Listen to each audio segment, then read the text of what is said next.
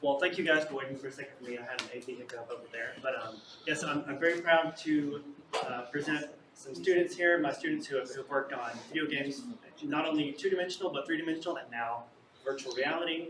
So you guys, please show off your excellent work. So, hello, my name is Kevin Navarrete. And my name is Jakob.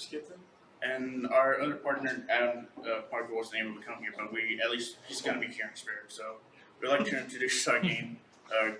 Sorry to leave it abstract in the email, but we'd like to introduce our game called Lockdown, which we had this whole semester, last semester during fall 2022, taking game design 2. We just worked this whole game, came out pretty great, and added a few more features afterwards. Put us in post.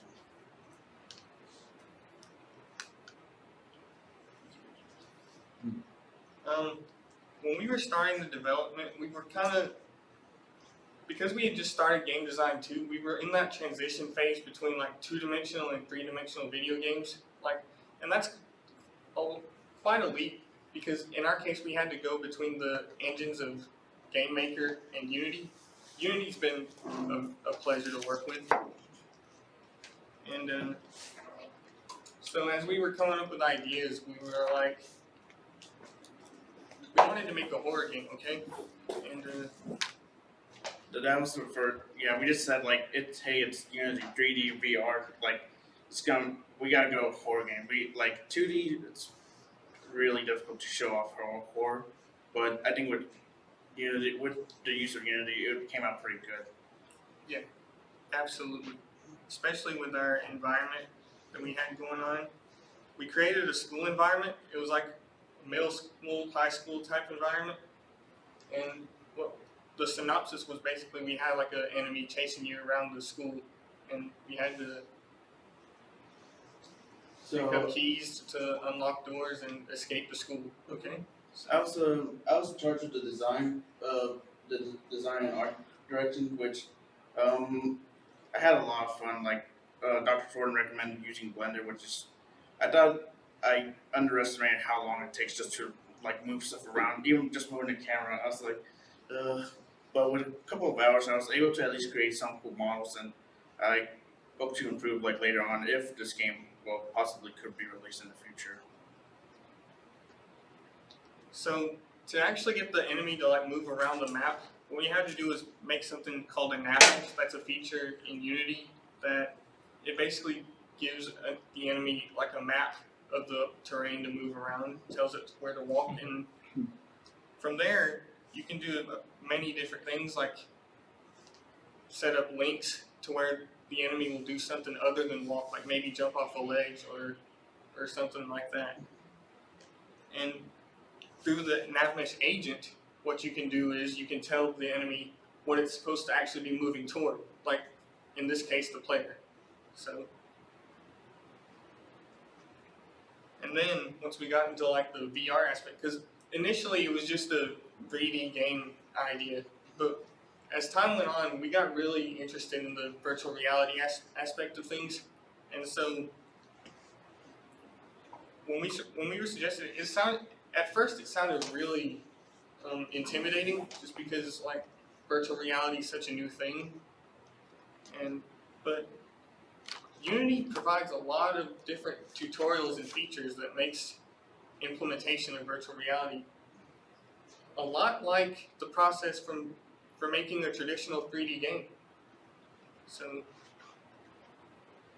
but as with any process, there are many obstacles and bugs to work through. Yeah. Like, for instance, with the virtual reality, a big problem that you'll run into sometimes is like getting motion sickness, particularly when you have the camera spinning around sometimes. Yeah, the first steps was pretty chaotic. Like I felt dizzy. It was the first time I ever used VR. I was like, I'll just stick to like watching the TV from afar instead of being in person.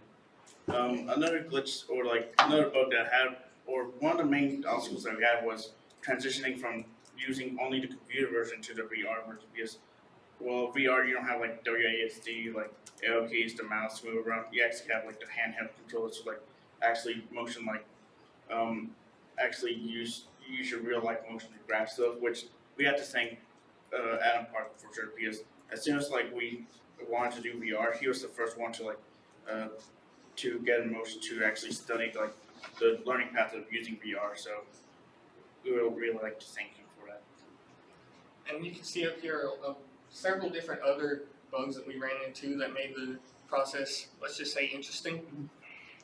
But I like to think that we have a very polished game Yeah. ready to show you guys. Yeah. So Go ahead. so the synopsis or the story I actually asked if I could add a story yesterday, which they said yeah. Although in secret I was writing a story a long time ago, so I kind of based some part of it I kind of based off in real life, not like the entity or intruder, but essentially a student got like locked in at school, like nobody realized that he missed the bus or like didn't even step out of the building. That so they're at first they're thinking that they're alone, but there's actually like an entity or enemy that's after them. So your goal or the player's goal would be to find an exit, and I was in the middle. Although I didn't get all the endings, there's actually like different objectives. Like obviously open the door, like the main door to escape. There's another one that you have to go back and discover the secret of the story, and then a third one that involves killing it, but that's probably a later future. All right. So without further ado, let's see the game.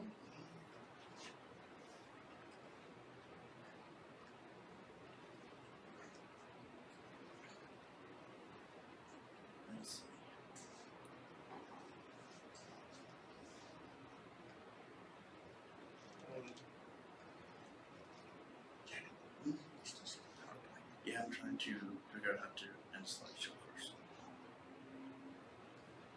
There we go. So there's like when you press the restart button, which is thanks to Jakob for his cheat codes.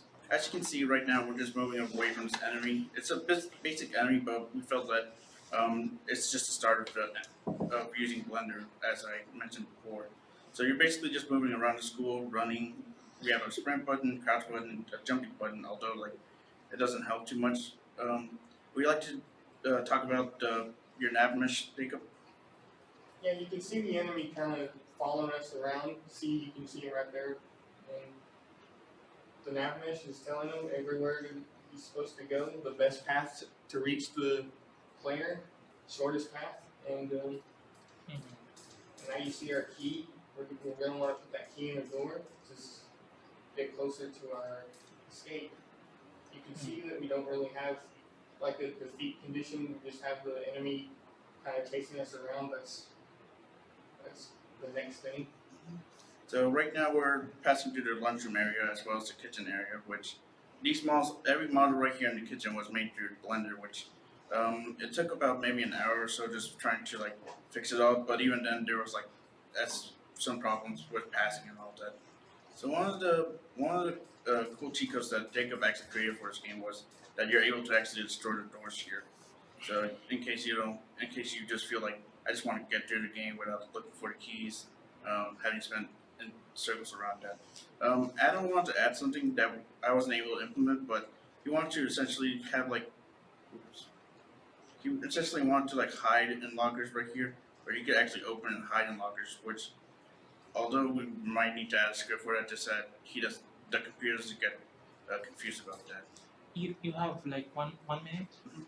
Okay, so essentially later on you will get like there's another objective, but I could probably answer that afterwards. And just to finish up with the presentation, I just want to at least show one cutscene that I was working on. It's just one ending, but I felt like it was pretty cool. If you've ever watched a video game trailer, this is the one more thing part.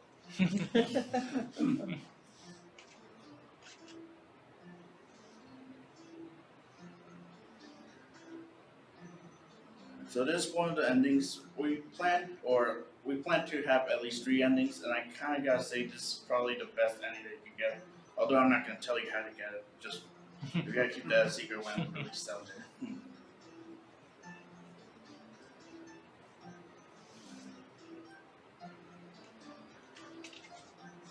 But yes, that is our game lockdown. thank you very much. We would like to thank Dr. Thornton for encouraging us and pushing us forward to make this the best game. Once again, thank Adam Parker for his part in the game. And yes, thank you very much for watching.